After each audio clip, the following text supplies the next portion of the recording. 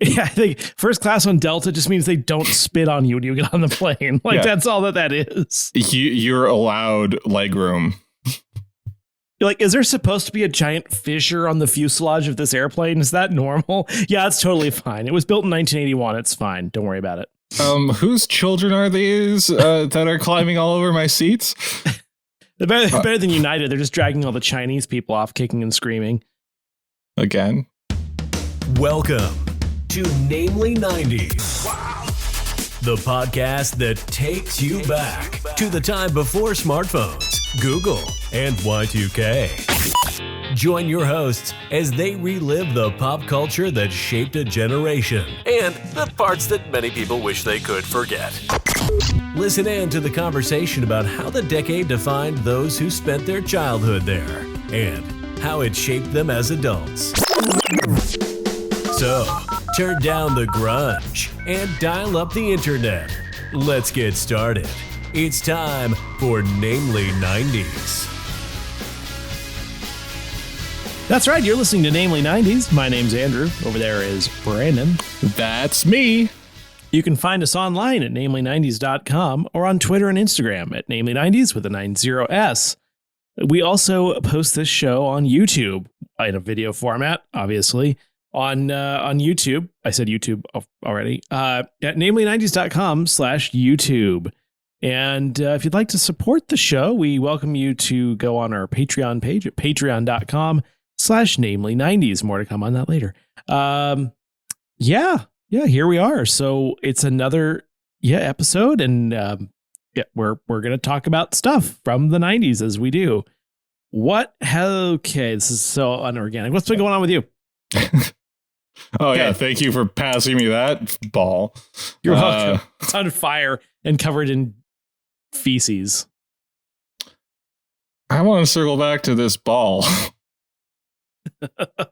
Why does it need to be covered in feces and on fire? Well, you don't want the ball, so I'm just trying to explain ways in which the ball is undesirable to hold. Fascinating. Why can't I speak? I'm not warmed up. That's why. I forgot to take my shirt off. Damn it. Make sure you tune into the YouTube version of the podcast to see Andrew with his shirt off.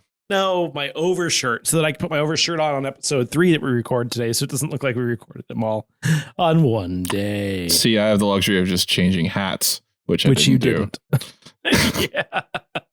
Let's see what's going on with me. The Marvel MCU series Loki came out middle of last week finally, so I'm enjoying that. Except at the time we recorded this, it's not out yet. So I want to point out that they've been pushing the series so hard for like a month at this point, but it's like it's not even out yet. It's like, stop teasing us. Like, you don't have to give us a new teaser of like something different every single bloody day. You could just be like, oh, hey, here's the trailer and get hyped for it. And then the next week you'd be like, here's something more. And then, gradual. It doesn't have to be like, I need this series now 5 weeks in advance. And there's no new MCU series. It's like I'm an addict now because they gave us WandaVision and Falcon and the Winter Soldier back to back, and then we had a gap for Loki because the Black Widow movie got pushed back to July. So is it safe to say that once it does come out, you're going to be having a low-key night in? I'm going to need you to read your second joke that you prepared. Yeah, there's not another one. That's the best I can do. Okay. Mm-hmm. This is not a comedy podcast. Wait, I think it might be. Yeah, I'm pretty sure we're billed as a comedy / nostalgia podcast. Neither one of us are comedians. That is for that's sure. Debatable. If comedy is comedians. If comedy is stumbling over my words and basically not getting out a coherent thought an entire episode, I'm a hilarious comedian. We've been writing humor since we were teenagers. I don't see why you don't consider us comedians. All I did was complain and use the F word a lot on a blog. Is that not comedy? For some people, it is. How have you been? It's been like a week since we got to talk on this podcast. Hanging in there, planning a little vacay. I hate people who say vacay because when they write it out, they spell it VACA, which is vaca, which just means cow. No, you're supposed to put the Y at the end. Yeah, people don't. So they're going cows? That's the other thing. You're not supposed to put, like, you know, people go, well, and they just have like that hard L at the end, and then they say another thing. Well, I guess we're not going to that restaurant. But people type whelp. Welp, I guess we're not going to that restaurant. That always drove me nuts. And I looked it up, and apparently, like, it's actually acceptable, which made me really mad because it's super annoying. If someone said whelp, let's do something different, I'd be like, whelp, what are you? Are you a dog having puppies? What's wrong with you? Stop saying whelp. I usually do well and then a dash. No, dot, hyphen. dot. Well, ellipsis. I do ellipsis. Dot, not whelp. Yeah. Pop filter. But I'm also not, you don't have a pop filter. Well, I have a foam filter, a wind filter. Which is foam not filter. A pop filter. Thank you. Pop. Oh, wait, this is editor Brandon popping in. I had a pop filter. It's somewhere buried under a mountain of crap in this office/studio that I rent. Well, so maybe when your home studio she shed, you might set up your own pop filter. Yeah, first I'm gonna put carpet on the walls. It'll be like the 1970s, and then I'll put up a pop filter. You live in a college town. You should start looking for all the mattresses that kids are throwing away right now, and then just have a pile of them in your backyard for a month or two as you're building it. Yuck. That's what when I one of my college years I lived with a band, and they just put a bunch of used mattresses along the wall of their practice space. Did not also deafen the sound at all. Save egg cartons and put those up. We don't eat that many eggs though. I think you asked what I was up to, and I just said I'm planning a vacay, and it just turned into a bunch of nonsense. Is that not the point of this part of the? Sure. No, but it's exciting. We're going on a trip. Haven't done that in a while, so it'll be fun. Nice. What are you? Just a random trip to celebrate the end of quarantine? It's a 10-year anniversary. It's a major milestone, so we're gonna explore the world. Wait, in the United States. Am I going with you guys on? I was at your 1 year anniversary. Was that not also a major milestone? It was. But yeah, you can go on our 11th year anniversary. How's that? That sounds better. Don't feel like traveling to Hawaii right now. Anyway. Yeah, I know. There's a lot of traffic trying to get over there. I don't know. We already made airline jokes, so I think we'll just move into the body of the show here. Did we make airline jokes this episode? We made them before Off this camera. episode. I imagine one of them went in, but... Before we were recording? Yeah. No, I was recording. Oh. It's a good thing because I was the one saying funny stuff, so... Oh! Snap. Yeah, you can't say that. All right. So this is the June of 1990. I'm on the wrong. You didn't change this stuff on it. This is the June 1993 episode. I did forget to add that in my third email. Because it still says episode 54, June 1992. Yep. Anyway, to avoid any confusion, this is the June 1993 episode. Take it away, Brandon. Travel back with me, if you will, to June 1993. On the 1st, Brooklyn, New York begins recycling. Woohoo! 1993.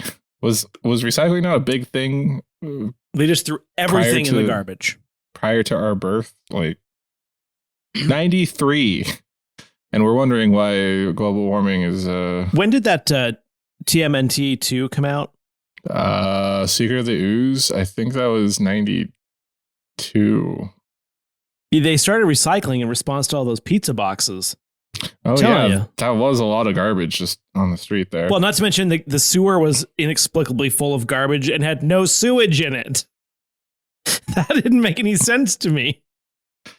If you're wondering what Andrew's talking about, we talked about Teenage Mutant Ninja Turtles 2 Secret of the Ooze on the Watching Comics podcast episode from mid-May, so go check that out. Shout out.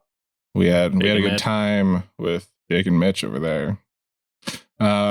Also on the first, Connie Chung joins Dan Rather as anchors of the CBS Evening News. 1993.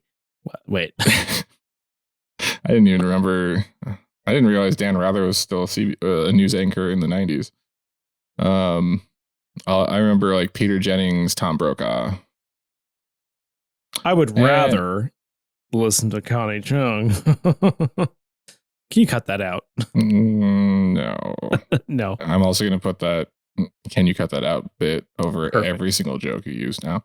On the 5th, Breonna Taylor, rest in power, is born. Also on the 5th, Conway. Can you believe her like that? Just being in her home? Seriously. The audacity. Yeah, the audacity. Like, come on. We talked about Breonna Taylor on it's technically a 3rd episode, but it's called the Extra Edition if you want to scroll down and listen to that. Back when that was a moment in our lives last year. Indeed. Also on the 5th, Conway Twitty, country singer, dies in surgery. On the 7th, you know who Conway Twitty is, right? I do. On the 7th, Cleveland breaks ground on the Rock and Roll Hall of Fame. On the 14th, Ruth Bader Ginsburg, also RIP, is nominated to the U.S. Supreme Court by President William Clinton. On the 16th, Ken Griffey Jr. hits his 100th career home run. On the 19th, YouTuber KSI is born. Do you know who KSI is, Andrew? No. He's a British YouTuber, and the only reason I know who he is because he let Logan Paul beat his ass in a boxing match, which everyone wanted him to win because Logan Paul is a raging douchebag. Okay, I don't know who that is, but if you could just imagine every douchebag you've ever encountered in your life and distilled it into one, actually 2 brothers who are YouTubers that are just obnoxious asses. Oh, okay. Sorry. Got a little off topic there. On the 20th, the Chicago Bulls win their 3rd consecutive NBA championship title. This wasn't done since, I believe, the Celtics in the 60s. On the 23rd, Lorena Bobbitt cuts off husband's penis in the night, alleges years of rape and abuse from husband John. So that's funny because I was trying to do the intro to the show and I kept looking over and seeing the word penis, and I kept almost saying penis. And then I was funny because on the way here, I was listening to My Favorite Murder, and they were talking about a guy who he was at a gas station convenience store, and he told the clerk to turn around, and when she turned back, he had placed his penis upon the counter. And then she just slammed it with a can of peaches. I guess it's better than having it removed by come full circle by a rusty can of peaches lid. No, Lorena Bobbitt used it was either a carving knife or yeah. Well, he had it coming. Probably. Yes, allegedly. Well, he got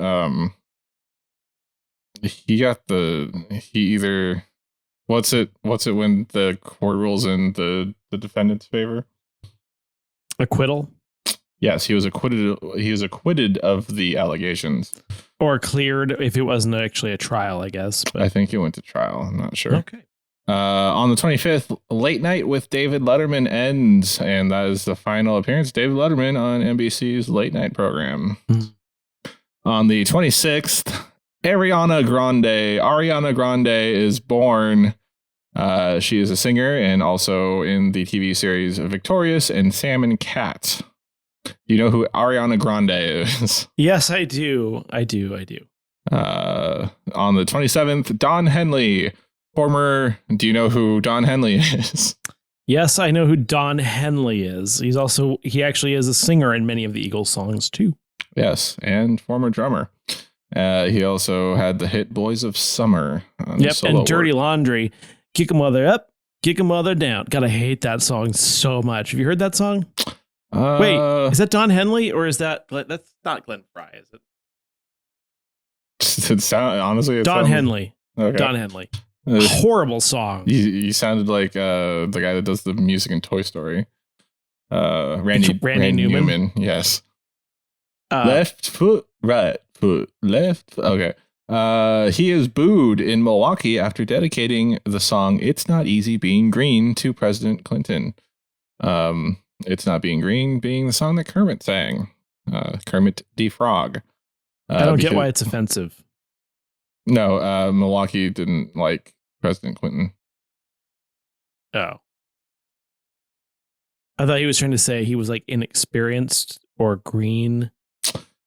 No, I think I'm assuming the green has to do with. Honestly, I don't know. They booed it because it was Clinton, but it made national headlines. On the 29th, Tintin ceases publication after 47 years of publication. Wow, I said publication twice there. Which was home to the adventures of Tintin and other Franco-Belgian comics. The hell's a Franco-Belgian comic other than France and Belgium? It's exactly that. Was that a big thing? I didn't know that. Do you know what the adventures of Tintin are? But what are other Franco-Belgian comics? Well, they are other comics from the region that in the similar art style that were published in Tintin. And no, not at all. I just had no idea what the other ones were, so I didn't care to write them. In the box office, on the 11th, we have Jurassic Park. On the 18th, not familiar. On the 18th, we have Last Action Hero, the Schwarzenegger classic. On the 25th, we have Dennis the Menace, which I believe Dennis was played by Macaulay Culkin. And also on the 25th, we have Sleepless in Seattle. With Jodie Foster, Jamie Lee Curtis, Meg Ryan, and Helen Hunt. What was that last word? On the Billboard charts, number one coming in from May and going into July is "That's the Way Love Goes" by Janet Jackson. For the second week in June, we have at number 2, "Freak Me" by Silk. Number 14, "Nuttin' But a G-Thang" by Dr. Dre. Number 22, "Whoop, There It Is" by Tag Team. That's actually Whelp, There It Is. Most people don't know that. Number 23 is "Two Princes" by Spin Doctors. And number 25 is "Can't Help Falling in Love," the cover by UB40. The following advertisement is brought to you by Namely 90s. Are you tired of podcasts you don't give money to? Now there's Namely 90s, the podcast that desperately needs it. Namely 90s. Your hosts, Andrew and Brandon, really could use some help paying the bills. Choose from tiers like Namely 90s Faithful, Jules Green Room, or the 90s Kids Club. Each comes with its own added benefits, like supporting the podcast with a monthly shout out for yourself. Do you have a weird Patreon screen name? Have us read it aloud once a month. But wait, in this limited time offer, we have 3 spots for you to tell us exactly what you want us to say on the podcast for just $1,000 per month, or 1,000 easy payments of $1. Easy payments must be paid over the course of one day. Human blood is not accepted as a substitute. Finally, you can party with us in Vegas. Some restrictions apply. We will not actually be there. But if that's too rich for your blood, I got a deal for you. Join Jules Green Room at the $10 per month tier and get a monthly shout out every month.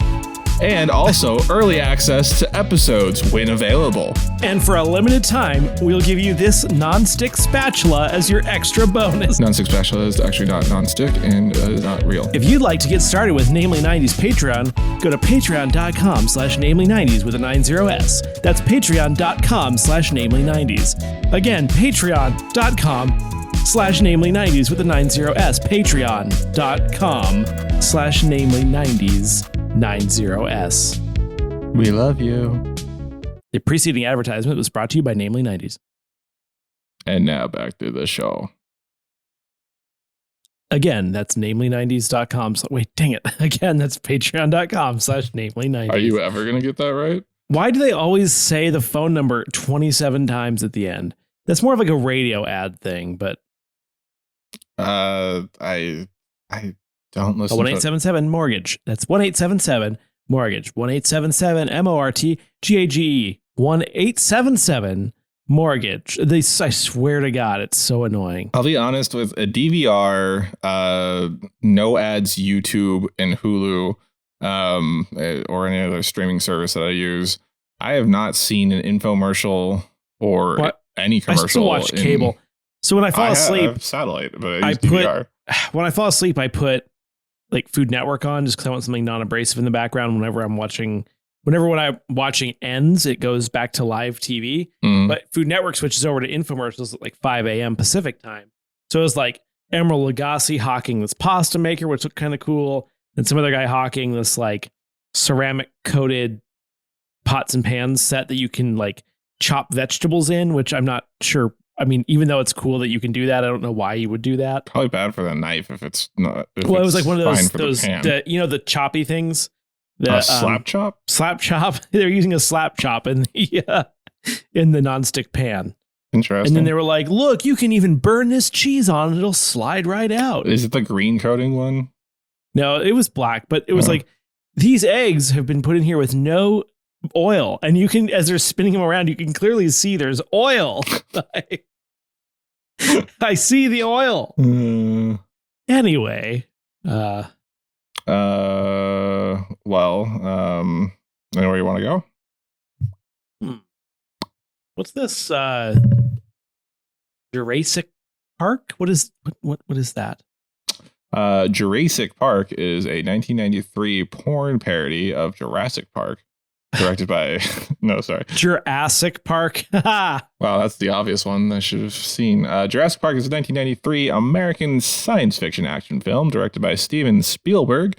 Oh, it was produced by Kathleen Kennedy, who's the current head of Lucasfilm, I believe.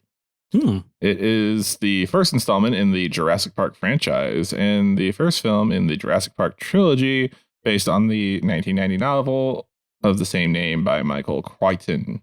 This is also one of Andrew's favorite movies and books. Indeed. The film is set on the fictional island of Isla Nublar, located off of Central America's Pacific coast near Costa Rica. There, a wealthy businessman named John Hammond and a team of genetic scientists have created a wildlife park of de-extinct dinosaurs.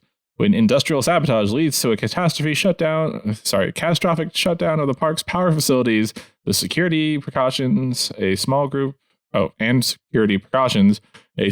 visitors and Hammond's grandchildren struggle to survive and escape the perilous island. Yeah, that's a good summary. Yeah. Well, this one I have the most love for. Yeah, absolutely. I've probably seen it the most. A star-studded cast. Yes. Samuel L. Jackson. Jeff Goldblum. You've got Newman from Seinfeld. The guy I all of a sudden can't remember who plays Alan Grant, which makes me crazy. Laura Dern. Who she was, I didn't realize she was like in the Ellen show, or I did know this when I was a kid because I watched Ellen or whatever her TV series Alan was. Grant. Dr. Alan Grant. Sam Neill. Thank you. Neill. BD Wong is Henry Wu. Oh, yeah, BD Wong. SVU alum.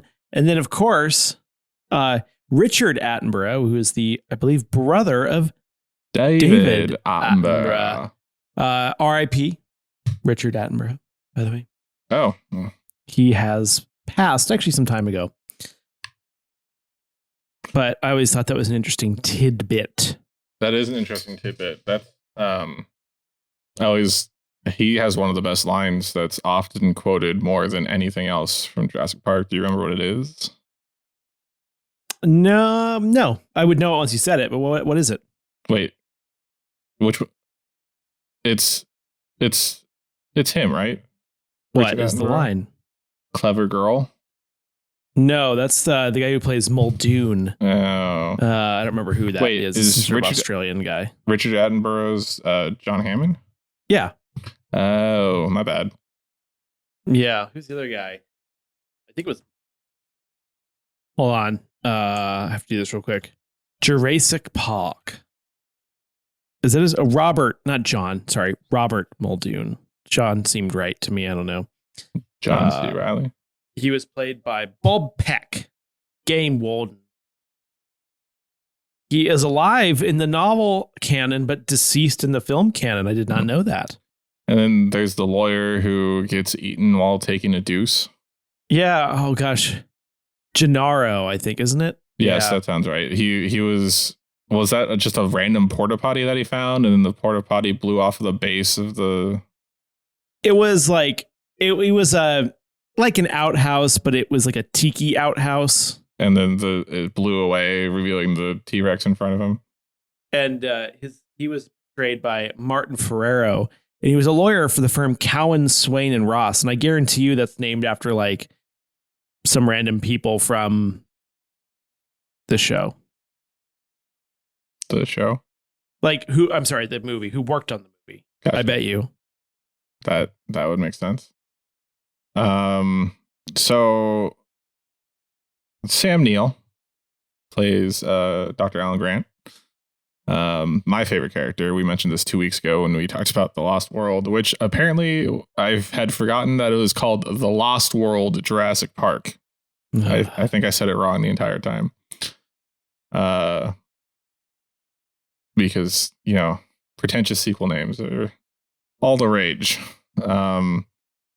Alan, Ian Malcolm has one of the good quotes that you always say. What is it? If we didn't stop to ask, should we?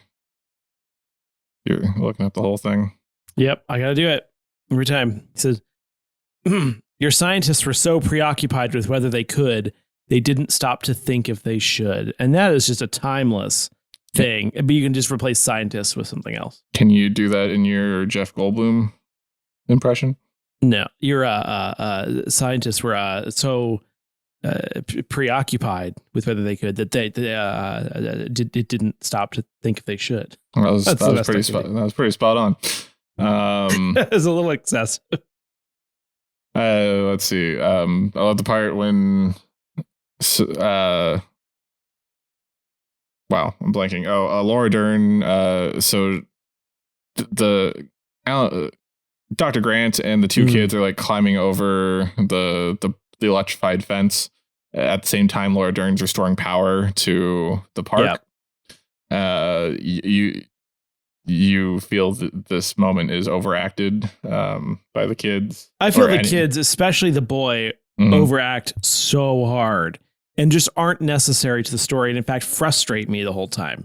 But Samuel L. Jackson's character had went ahead to turn the power on, but is eaten by raptors, which you don't know until after she turns the power on, and she gets chased, and then she thinks he's put his hand out from behind some piping. Yeah, but why does the hand just randomly fall at that moment? Isn't there a raptor behind the piping? Oh, maybe as well? that's what it is. Yeah, maybe. He's he taps her on the shoulder with the severed arm. Yeah, basically. So another movie where Samuel L. Jackson dies unceremoniously. I do love that. I like to use the phrase, hold on to your butts, except I just don't light a cigarette first, which is amazing. They didn't even think of the fact that our whole power or our whole park runs on electricity, but let's not have a backup that works. Right. Well, so Newman, I don't remember his actual name or character name. He shut down a lot of the auxiliary systems or something. Exactly. When he stole the dino DNA in a shaving cream tube. Dino DNA. Yeah. And then he also gets killed off by, I was watching something recently on Jurassic Park, and they were looking at plot holes, and they're like, he works at the park. Does he not know what this dinosaur is capable of? The little tiny thing where he's just mocking it, and then it spits venom into his neck. It's he should be aware that is a dangerous creature. Yeah, he should have known. I still love, there's the scene where they go into that thing where they get to see how the dinosaurs are made. Of course, they don't get to see the whole thing, but where it's the lawyer's are these dinosaurs autoerotica? He means to say animatronic. But that is a really great line. And then I was looking at this. That was on Reddit where I found that quote. And it said, here's the most useless question ever asked in the history of the internet. Well, okay, maybe not. Fun Twitter topic. Does Jurassic Park exist in the Westworld universe? What? No. Shut up. I mean, it's there. Why would there be a connection? I don't know. Different authors, different directors. Westworld is a Michael Crichton thing. I don't know how it is, but yes. Westworld existed in the 60s. Because let's see how he's the current Westworld is a 1973 Michael Crichton film. Oh, wow. Then yes, it's in the same universe. Yeah. It's Jurassic Park, isn't it? Well, it's amusement park androids, but it doesn't. And he wrote Jurassic Park way after that. Right, but do his novels not all exist in the same universe? I don't think that they do. I've never heard him reference those different things. The Tom Clancy novels are all... No, they're not at all. Seriously, they're not. I have no research to back it either way. Speaking of vacation, always fun to read the book Airframe on an airplane. I don't know what that is. The plane crashes. It's one of my favorite airplane reads. I like Up in the Air, where George Clooney has to sleep with Anna Kendrick. And I know that's not the plot of the movie and or book, which I've both read the book and watched the movie. But Westworld did well. They spent $1.2 million on it and it made $10 million in 1973. Yeah, although that's expensive in 1973 bucks. Not bad for an ER doctor. Why would he think to do that? I don't know. You want to riff for a second while I tell you? For just 73 easy payments of $1.93, you too can do stuff that costs that much money using a calculator that I didn't do. Okay, I could see why you don't think we're comedians now. No. Let's see. The best scene. How have we not talked about the best scene? What's your best scene? My best scene, my favorite scene from Jurassic Park is the T-Rex when they're outside the T-Rex paddock and the T-Rex breaks through and you see the you don't see it at first, then you see the cup of water start to vibrate and just that whole sequence is amazing. Yeah, it's a really good one and it's really action-y. The kids are by themselves and they're just waving flashlights and they're like, oh yeah, that's the other thing that annoys me. The T-Rex doesn't see movement. When the kids get back to the lodge and they're shoveling food in their face. First of all, it hasn't been that long since he ate. Second of all, would you really be that hungry? You just saw a man be eaten alive by a dinosaur. They've been out on their own since the previous night. Yeah, that's breakfast time, maybe lunch. It's at least brunch. Watching them eat is gross. I didn't care for it. But then it leads to the fun raptor scene. Yeah.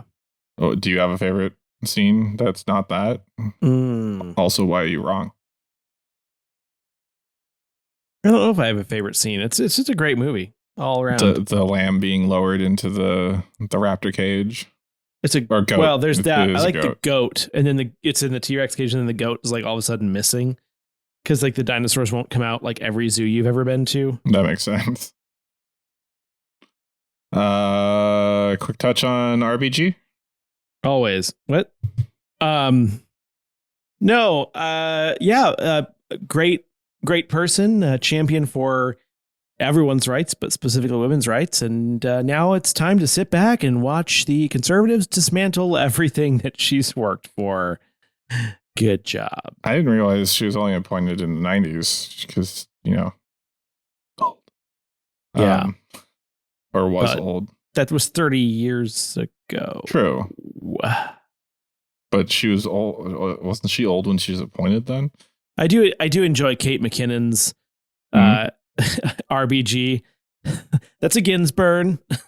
I really enjoyed towards the end there they co-opted the Notorious BIG's one of his album covers, I think, and replaced it with the Notorious RBG and put her on like a t-shirt to look like that album cover, and then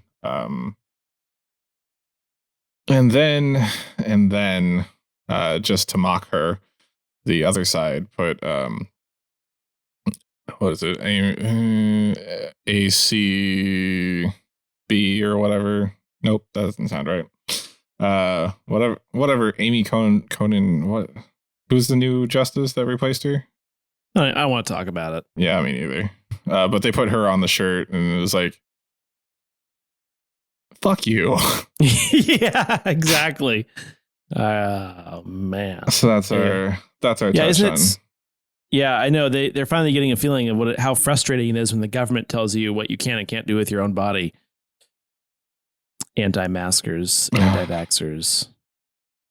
Yeah, that must be really frustrating. Imagine if you couldn't control your own reproductive rights. Right. She was the first Jewish woman and second woman to serve on the court after Sandra Day O'Connor. The more you know. Da-na-na. I don't know that I have much more to say than that. Yeah. I've alienated exactly 49.3% of our listeners. And if that's the case, you can off. What? All right. Anyway. Going from RBG to SIS. Nope, that's not a thing. Let's talk Sleepless in Seattle for a quick minute. It's a 1993 American romantic comedy film directed and co-written by Nora Ephron. With a story based, it stars Tom Hanks and Meg Ryan alongside a supporting cast featuring Bill Pullman, Rob Reiner, Rosie O'Donnell, Victor Garber. Victor Garber. Yes. And Rita Wilson. Love it. Yes. It made 227 million worldwide. And just do you know the plot of this movie? No, but I need to know, is it in the same universe as Fraiser? I need to know if it's in the same universe as You've Got Mail. None of these are connected. Is it in the same universe as Castaway? Well, to be fair, the question makes sense because it's a Michael Crichton movie. Yes. No, I know. After Chicago architect Sam Baldwin loses his wife Maggie to cancer, also played by Meg Ryan, he and his 8-year-old son Jonah start a new life in Seattle, but they continue to grieve. A year and a half later, on Christmas Eve, Jonah calls into a radio talk show and persuades reluctant Sam to go on the air to... That'd be awesome if it was Kelsey Grammer. To talk about how much he misses Maggie. Did you ever see this one? God, no. I feel like I've seen You've Got Mail, but I haven't seen all of Sleepless in Seattle. Is this part of the Da Vinci Code? It's the Da Vinci Code. It's just the Da Vinci Code. But it was a very popular movie at the time. I cannot get past the fact that they cast Meg Ryan and Tom Hanks in 2 rom-coms around the same time with basically the same plot. Except at one point he has a kid and a dead wife, and another one he just is creepy and more. We should do an episode where we go through both of those movies and just try to find symbols of the Illuminati or the Freemasons, and then create a conspiracy theory series where every Tom Hanks movie is related to the Illuminati and therefore is part of the Dan Brown universe of the Da Vinci Code. I mean, in Castaway, the symbol on the ranch is a Illuminati eye. See? It's not. But yeah. So we're over. That's what she's. I don't know. Do you want to call it there? Or do you want to? No, let's do the quiz. Okay, so we are going to do a rom-com quiz on BuzzFeed, and we are going to do it together. Okay. This is Team Namely 90s. And what was this one called?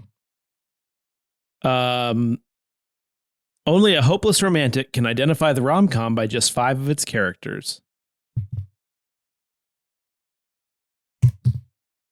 Number 1. This is the first batch of 5 characters. Kat, Cameron, Bianca, Patrick, and Joey.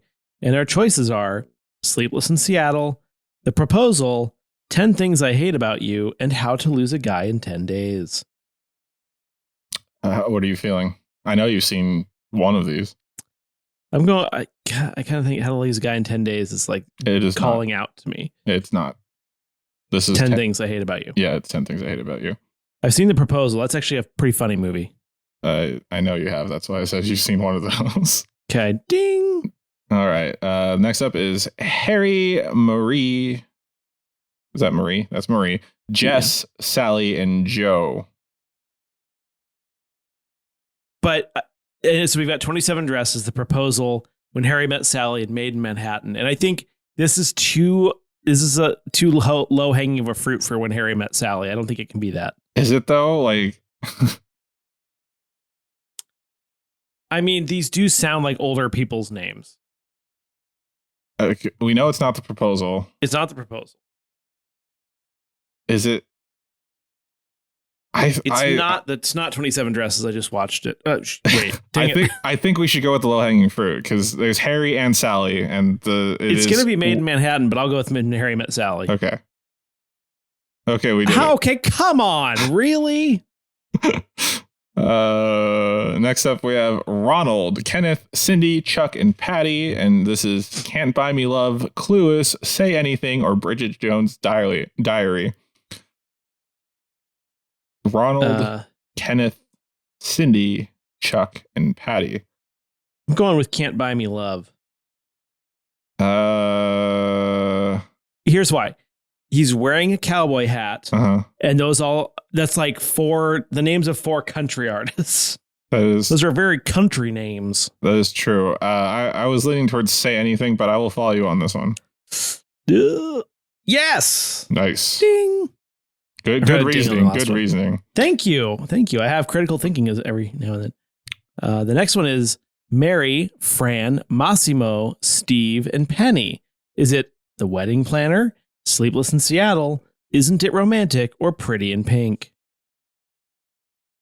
I've never seen any of these. I want to say The Wedding Planner. Yeah, I do too. Let's do it. Matthew McConaughey. All right. We did it. Yes. Ding. Should we be excited that we're getting this right? No. God, I'm going to go home and watch it. Here we go. You can do it. Ben, Andy, Lana, Tony, and Michelle. Is it Always Be My Maybe? How to Lose a Guy in 10 Days? She's the Man, or Breakfast at Tiffany? It's not Always Be My Maybe. I don't believe it's Breakfast at Tiffany's. It could be. I feel like She's the Man is that Amanda Bynes one where she pretends to be it's a adaptation of a Shakespeare play or Mulan. Yes. It's this is the top. Let's go She's the Man. All right. Oh, good. No. I was gonna go with How to Lose a Guy. That's fine. Speaking of which, have you seen Always Be My Maybe? No. Okay. It's a rom-com. I'm married. With is that Ali Mackey? No, it's Ali Sheedy. No. It's an Asian name. I can't remember. Wow. And Keanu Reeves. And then that funny like Asian guy. So the Keanu Reeves scene, I laughed so hard. I swear to God, I almost pissed myself. I was dying in the Keanu Reeves scene. You should actually watch it. I know it's a rom-com. I know you're, whatever, but you should watch that movie. I died during that freaking scene.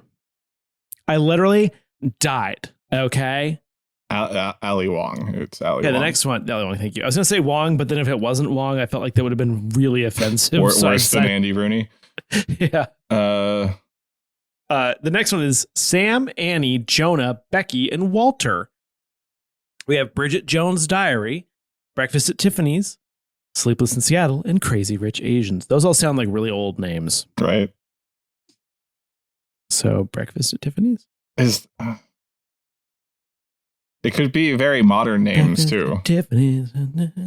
Like None of those. Yeah, I don't know. It's up to you. I go Breakfast at Tiffany's. I will follow you. You were right last time.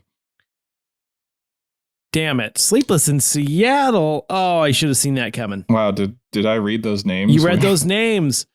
I didn't even think about it. Okay. Isn't this why wasn't that why we were doing this quiz? All right, you're next. Andrew, Margaret, Grace, Gertrude, and Ramon. Is it the proposal? It's the proposal. Okay. Ding. The other options were Hitch, 13 Going on 30, and Pretty Woman. All right, next one. Cal, Jacob, Hannah, Emily, and Robbie. It's not 27 Dresses. So it's 27 Dresses, Crazy Stupid Love, She's All That, or Easy A. Why am I leaning toward Crazy Stupid Love? Well, I've actually seen that movie. Oh, is that wrong? I don't know. It was over a decade ago, I think. Cal, Jacob, Hannah, Emily, Robbie. I was leaning towards Easy A or She's All That. Ooh, how are we going to choose? Do you feel strongly about Crazy Stupid Love? No, I don't.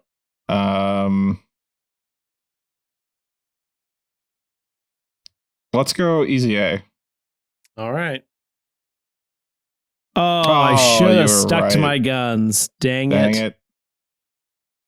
He just looks like a cow. I don't know why. Maybe that's not his character, but he looks like a cow. Next up is Josie, Aldi's, Rob, Aldous, Sam, and Anita. And the options are Love Actually, Never Been Kissed, 50 First Dates, and Hitch. I know I was wrong last round, but I feel like that's oh wait. I feel like it's a Drew Barrymore movie. But isn't she in two of them? She is in two of them, yes. Oh boy. And Adam Sandler doesn't do the voice, which is nice. Shippity doopity. Do we say the possibilities? Yes. Okay. I'm gonna defer to you. Love Actually, I don't know. Okay, I'm leaning towards 51st Dates. All right, let's do it. It was Never Been Kissed. Dang it. Ding. No. Damn. It was Never Been Kissed. Next one. Well, that's good. Cher, We don't know the Ty, answers. Cher, Ty. I know this one. Josh, Dion, Mel. Okay, what is it? The options are My Big Fat Greek Wedding, Pretty Woman, Just Go With It, and Clueless. What are you thinking? Clueless. It is Clueless. And for the record, Just Go With It. Also frigging hilarious. And that is an Adam Sandler movie. So it's a lot for me to say that it's funny. All right, everyone out there. I know you were hanging on our every word. We got 6 out of 10 correct, which means we scored better than 27% of all other quiz takers. We could have been worse. You did a pretty good job. Sure, there were some questions that stumped you, but I think we can safely say that you're a rom-com fan. And then an obligatory gif of Renee Zellweger, who looks Jones. like Bridget Jones, who looks like an anteater. You mean this picnic is ruining these ants? You don't remember that one? Was that Renee Zellweger? That is Renee Zellweger. Yeah. It's just... Wow, we are way over. Yeah. My 40-minute timer went off when we were halfway through. We went so long. That's what they said. Well, then that's it for this week's edition of Namely 90s. Remember, you can find new episodes out every Monday. Find us on Twitter and Instagram at Namely 90s with the 90s, or find our personal accounts at bschwitty and at Namely Andrew on Twitter and tell us what you want us to talk about on future episodes. If you would like to support the show, please check out our Patreon at patreon.com/namely90s, also with the 90s. And finally, you can also contact us through our website, namely90s.com. Please subscribe to us on Apple Podcasts, Stitcher, Google Podcasts, Spotify, YouTube, Clever Girl, Deezer, TuneIn, iHeartRadio, and wherever you get your podcasts at. I'm Brandon, that's Andrew, and we will catch you next time.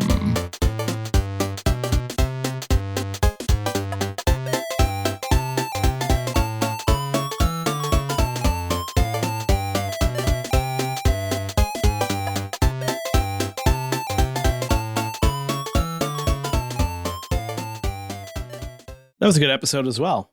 We're getting good at this. We should do a podcast.